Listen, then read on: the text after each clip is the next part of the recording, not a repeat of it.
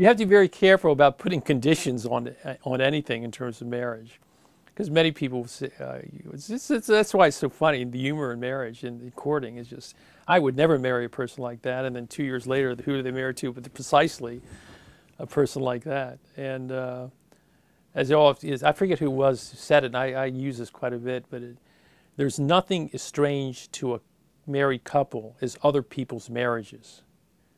And it's true, you know, what does he see in her? What does she see in him?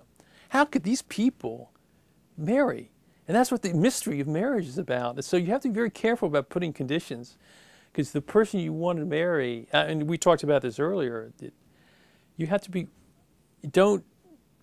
open to whoever God puts in your way that is interested in you, and then you find yourself interested in him. And all of a sudden all those conditions fall away, because there's something there that is God's plan for you, and is to perfect you also. It's good the person is not the ideal person.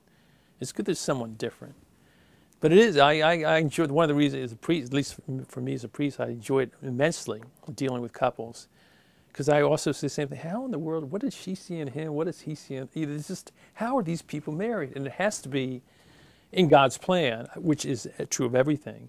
But also, it's the power of grace and the sacramental grace that enables them to live with one another.